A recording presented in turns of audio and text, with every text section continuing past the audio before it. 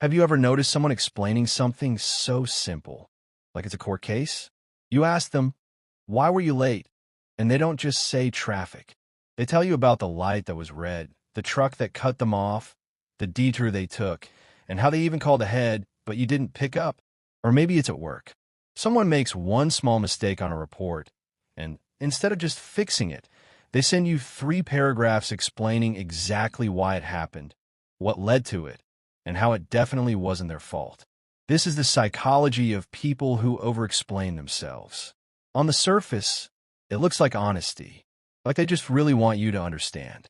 But underneath, it's usually something else entirely. People who overexplain are often terrified of being misunderstood. Not because the situation is complicated, but because somewhere in their past, being misunderstood came with a cost.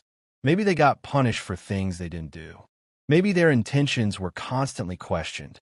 Maybe one small mistake as a child turned into a huge argument, and they learned that silence equals guilt. So now, as adults, they explain, and explain, and explain again. It's not about the traffic or the report. It's about proving, I'm not lying. I'm not bad. Please don't be upset with me. This shows up differently depending on where it comes from. In relationships, it often looks like justifying every decision to a partner, even ones that don't need justifying. I went out with my friends because I hadn't seen them in months, and I told you about it last week, and I made sure to be back early because it can come from a fear that love is conditional. That one wrong move could cost the relationship entirely. At work, it often looks like over-communicating to avoid blame.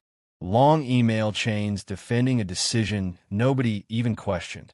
This usually comes from environments where mistakes were punished harshly, or where someone had a boss who needed everything justified in detail.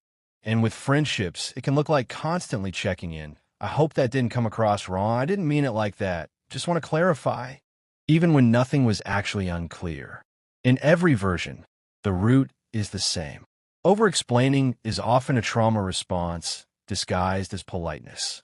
It's the nervous system trying to control how another person feels about them, because at some point, someone else's disapproval felt dangerous. A lot of this traces back to childhood attachment. Kids who grew up walking on eggshells around an unpredictable parent often become adults who overexplain as a form of self-protection. If you never knew which version of a parent you'd get, calm or furious, overexplaining became a survival tool.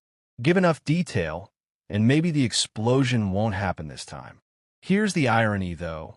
The more someone overexplains, the more suspicious it can look to others. People start to think, why are they justifying this so much? What are they hiding? But they're not hiding anything. They're just scared of being blamed for something they didn't do. The exhausting part is that this pattern rarely gets questioned by the person doing it. It just feels like being thorough or being considerate. They don't realize how much energy they're spending trying to manage other people's perception of them.